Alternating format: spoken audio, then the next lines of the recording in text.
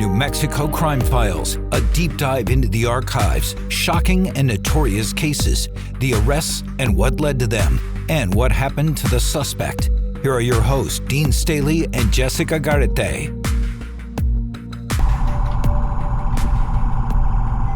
He's gonna try and jump. He's got the door open. What started as a police chase down North State Road 68 on May 20th ended in a muddy mess when a suspect fled his truck and jumped off a small hill into the fast-running Rio Grande River. Welcome to another episode of New Mexico Crime Files. I am KRQE's Dean Staley, along with my co-anchor, Jessica Garate. Always a pleasure being here. We've got some fun stories to dissect into today. We have some interesting ones, yeah. And this first one, Jess, you and I cover a lot of chases. That's a big part of sort of, unfortunately, daily life in the metro, different parts of New Mexico, where you have people, and it's always sort of strange because most of these people aren't wanted for really serious. These aren't murderers. These aren't serial killers who are running from cops. A lot of times they're running for, you're not even sure, like, is it worth it for a lesser charge? But it's not a rational thing. They take off, police are chasing them, right? Yes, and they chase them through lots of traffic on the interstate. This one ends up in a river. Yeah, this is an interesting one. This is northern New Mexico, Espanola. This is where the Chama River comes together with the Rio Grande. And outside of Espanola, they're chasing this guy, and he bails and, of course, jumps in the river. And then sheriff's deputies... They're like, yeah. Now we've got to go in. Yeah. And again, as you just mentioned, just pull over, get handcuffed. Yeah. Now you're facing the previous charges, but now you're facing like a slew of a whole list of long, harder charges, more serious charges now for doing this. And we're all lucky it didn't turn into something else where they hit someone else or hit, a wrong way driver, that kind of thing, which happens all the time as well. So the worst thing that happened in this case was that the deputies had to get wet in this case and had to figure out how to get the guy out of the river. So let's take a look at this piece. This is Ariana Kraft reporting from back in May of 2023. He's gonna try and jump. He's got the door open. What started as a police chase down North State Road 68 on May 20th ended in a muddy mess when a suspect fled his truck and jumped off a small hill into the fast-running Rio Grande River. Taser, get over here right now! Hurry up! Hurry up! Get over here! Police officers were responding to reports of a suspicious car outside of a local business, which led to the chase. Abel Trujillo, who seems to regret his decision, There's not an easier way up there. No, bro. This is as good as it gets, huh? struggles to get up and out of the river. Let's go, bro. I can't get on. Get up. I can't get up, bro. Okay, I'll hold him here. Let's see what we can do to get him. Help me. For several minutes, officers try and lift him as he crawls up the hill. Hold on, Abel. Hold on, Abel. Pull your arm out. Put it in the front. If you try running, you're going to get tased. I'm not going to run. Straight up. And one of the responding officers even recognized Trujillo, who has a criminal history with dealing Xanax and oxycodone. Every time we deal with you have to run. He's got I think 2 or 3 districts. We've been looking for him. Yeah. For what? Possession. I think one of them might be a battery. The criminal complaint says Trujillo told police he had been living in his truck and was aware that he had several felony warrants out for his arrest. He told them he ran, hoping he could avoid being put back into jail. And while he was charged with resisting an officer, reckless driving, and failure to register his vehicle, responding officers believe things could have ended much worse for Trujillo. I saw him jump in. Yeah. I was right here. I was like, what an idiot. He's going to drown. Yeah. That big water barrier is right there. He would have got caught in that thing. He'll die, bro. He would. He made the smart decision by just coming back. Ariana Kraft, KRQE News 13. Have you ever had a moment, Jess, where you jumped in the water and found out maybe you're in over your head? Yeah, that's not going to be a good idea. Yeah, maybe I should have thought this over. I do appreciate the officers who are laughing about it, like, you're an idiot. Yeah, and they've got to climb down the bank and try to get him up. And of course, they have SOPs. They have standard operating procedures about, you got to cuff him. You don't just, put your arm around him and help him up. You got to cuff him. And then once you cuff him, it's really hard to get him up. So they're trying to figure out okay, let's cuff him in the front. That'll be easier. But then they're warning him, if you run, we're going to tase you. Don't make this harder, right? So, wow, that's just lucky that didn't end worse. Abel Trujillo arrested 10 times in 12 years. In July of 2024, he pleaded to 3 cases, including this chase that you just saw. And it was interesting. This chase started just a suspicious car. So instead of just pulling over and talking to police, he takes off and makes this much harder. He got 24 years, which was knocked down to 4 years, so a ton of that goes away. And 1 year pre-sentence confinement, and then 5 years of probation. So he did end up spending time for this. Yeah. A lot less time than he should have been facing. 24 down to 4, correct? Yeah, Is that, impressive. On all those charges. It's never good when the officer recognizes you from that's always all a the bad other sign. case. Yeah, it's like they say, "I know this guy. We've handled him," and they know the charges too. They said distributing. Like, we've had him on distributing. We've popped him on this and for a number of times, which is also true in a place like Espanola, where you have this is Espanola police, and to their credit, they know the community, they live in the community, and it's a pretty small community, so that you do know, especially if people are in trouble, you've handled them before, you've seen them before. So that's some good sort of community policing in that sense, where you've got someone on the scene who says, "I know who we're dealing with." Yeah. Abel, stay out of trouble. Yeah. Stay out of the rivers. Please, stay dry. The next story we have is way worse than this. Okay, this is someone on I-40, which anyone who lives in the metro area here in Albuquerque knows is a really congested, interstate that runs through Albuquerque. This is back in 2022. A suspect running from police, and he decides he's just going to intentionally. We watch these chases all the time, and you worry, oh, he's going to hit that car. This person fleeing is intentionally running into cars to try to create chaos so the cops can't follow him. Just insane. We're going to have that video when we come back.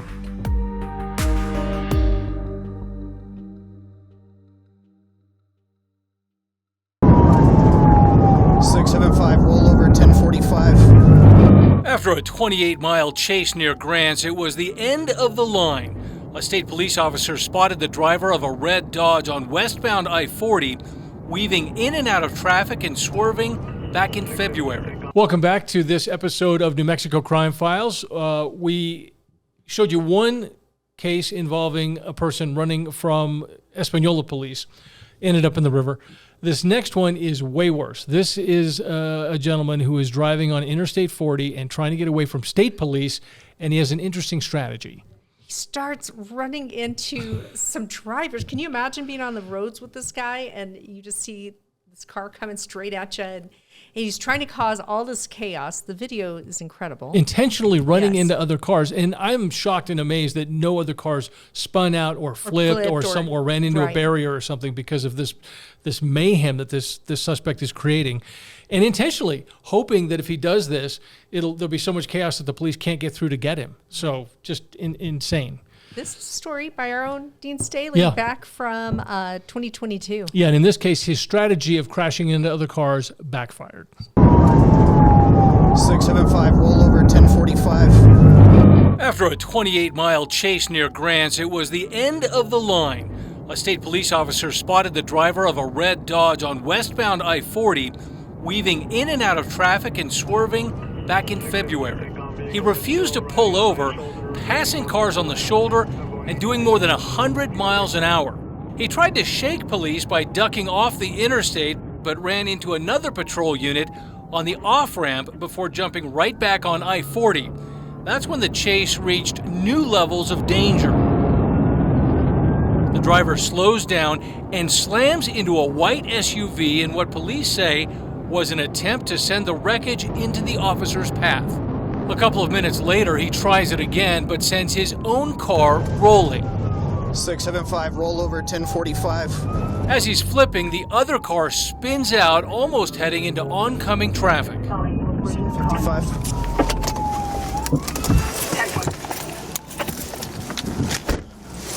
Exit the vehicle! The driver refused to come out as officers try to shatter a window. Then the door opens. Get out of the vehicle right now! Get out of the vehicle! I'm going less lethal. But the 19-year-old was dead set on making things difficult for police, giving them the runaround about who he is. That's where cop roots. The whole idea how I got this identity is I shot the kid and been impersonating him for the past 4 years. Claiming he's not an American citizen. He's giving me a name in Korean. Officers then spot documents in the car that solve the riddle. Conner Greene? Does that ring a bell? And then he starts spilling the beans. You said the vehicle might be stolen. How'd you come across that? I stole it. He lists his troubles with the law like he's reciting the back of his baseball card. You guys They locked me at the NBC in Albuquerque for burglary, 4 counts of concealed identity, assault, or evading. It was assault on a police officer, so I had to throw her down so I could get away. Commercial burglary, 4 counts of criminal damage over $1,000. Now he has new charges to add to the list. Dean Staley, KRQE News 13. And what name would that be? Wow, a suspect with an encyclopedic knowledge of his charges and the things that he's been involved in. Don't even bother looking this up in the system. Yeah, I'll read all the criminal complaints. This is insane. So Conner Greene, 12 counts of aggravated fleeing. May of 2022, he pleaded guilty to ag fleeing and aggravated DWI. All right, sentenced to 18 months probation. August of 2022, he fails to report, so he's on the run. Right, so okay, this guy's in the wind. He gets arrested in Wisconsin, and he is sentenced to 261 days plus a year of probation. And in this case, it turns out he completed the probation, and for all we know, this case is sort of closed now. Yeah. But I've never seen this sort of behavior where someone, and we both sort of flinched when you see him easing into the car and slamming into the car. Can you imagine? No. Yeah. And you're going at a high rate of speed, and and it was so dangerous for him. He's like he didn't hurt himself. Like when you see what was left of his car, pretty shocking. It was pretty shocking. And then when he gets out of the car, there's often that moment where they're like, okay, I didn't get away. You got me. Let me come clean. But this guy's still giving an alias. Yeah, he's still trying to divert attention. That's not me. Gives a Korean name. This is a weird cat. This one. He really is. I have to say. And just seeing his posture when he's being questioned when they take him back to jail and they're questioning him, just the way he's he's curled up. He's trying to figure out, am I just going to give it up? And then he does, and he gives it all up. He's just like, okay, I've been in a lot of trouble. I have to say, too, I'm always struck by the details in these stories. One of the details is when the state police officer calls it in, okay, because when you watch these videos, you know that the state police, whoever the police are following, are calling into dispatch what's happening in real time all the time, right? Right. The suspect's shooting at us, the suspect's going X number of miles an hour, whatever. And he says, in the calmest voice I've ever heard, okay, roll over. Like the fact that these guys, the way they're I'm always shocked at the way they're able to manage their adrenaline. Yes. I don't think in this circumstance I would even be able to tell you my first name. I'd be so amped up and sort of shaky about what. And they've just, a credit to them that they can follow this guy at 100 miles an hour down the interstate, watch him crashing into cars, and then when he finally rolls, said, okay, we got to roll over. We're going to take care of it. And then you're trying to protect yourself too, because he's crashing into these cars. And you're like, okay, is this car going to come out? Sure. What's wreckage coming towards me, and trying to stay their distance, but trying to keep up with this guy. So the way they handle it's pretty impressive. Yeah, pretty impressive stuff. And those guys are out there doing that all the time. So, Jess, our next story, 6 DWI arrests. Well, seeing as the amount of cases that we have covered of these, the number of cases we've covered, 6 is still quite a lot. Yeah. And the 7th one in this case turns very dangerous as, again, we have someone running from police at more than 100 miles per hour. We'll bring you that story when we come back.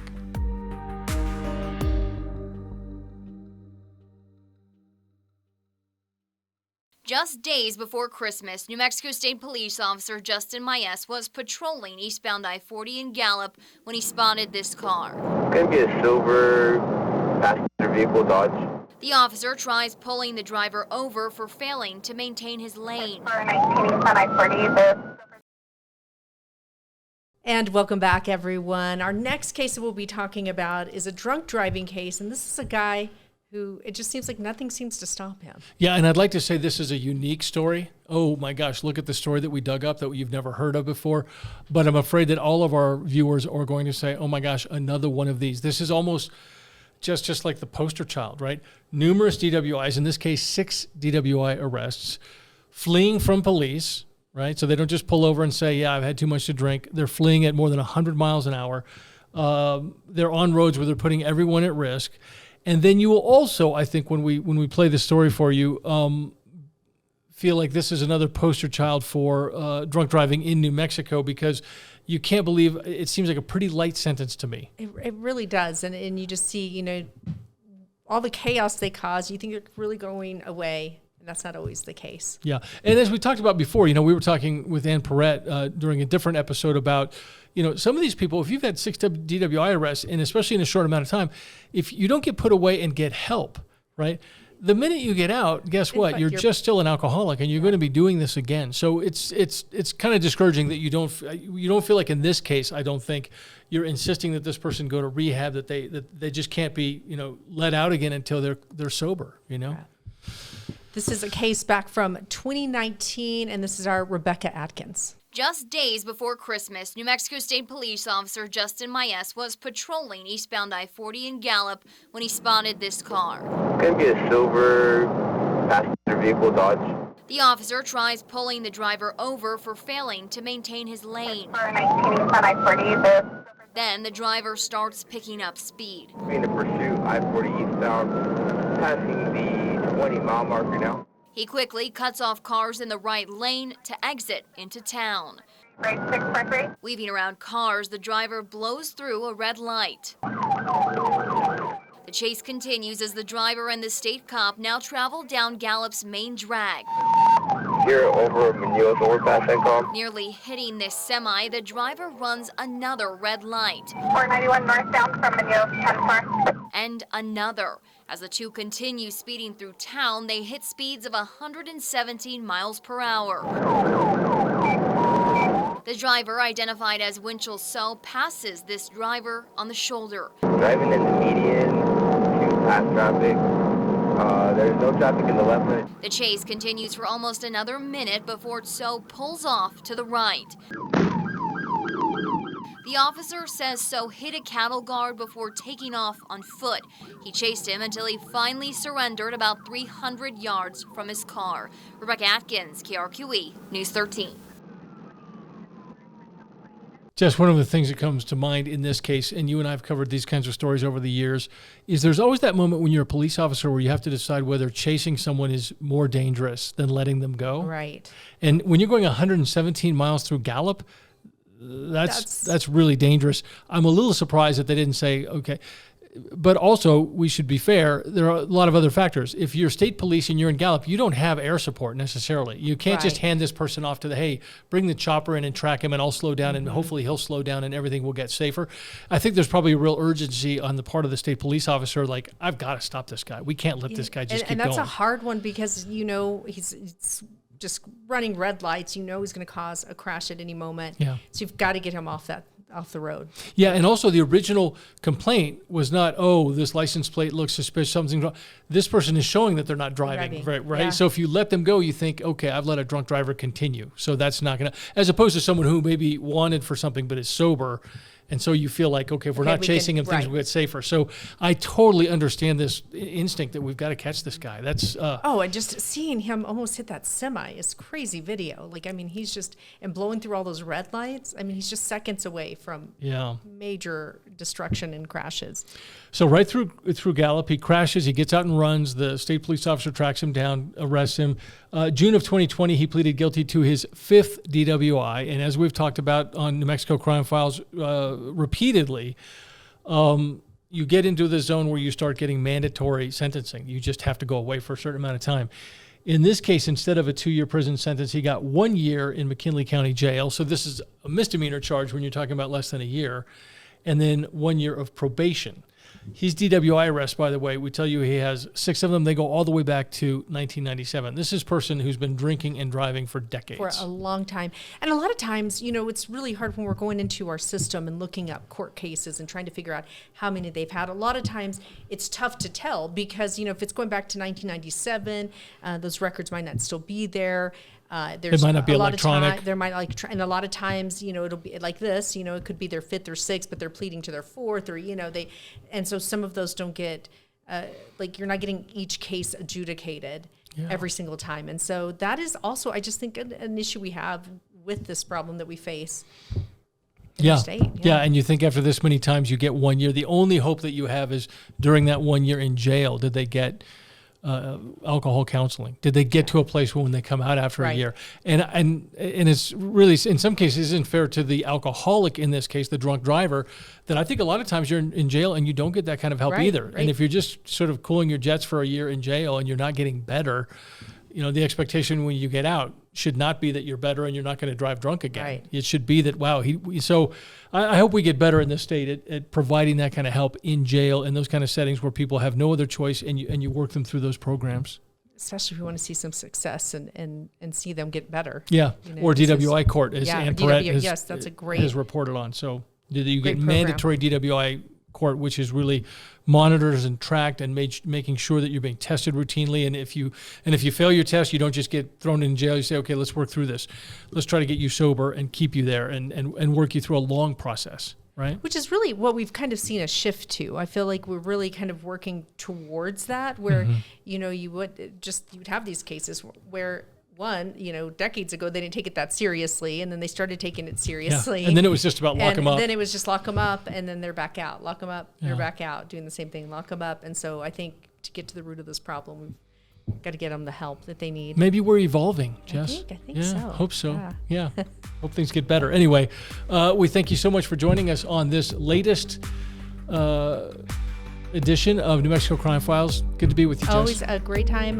Love being in here, and we'll be looking at some more cases next week.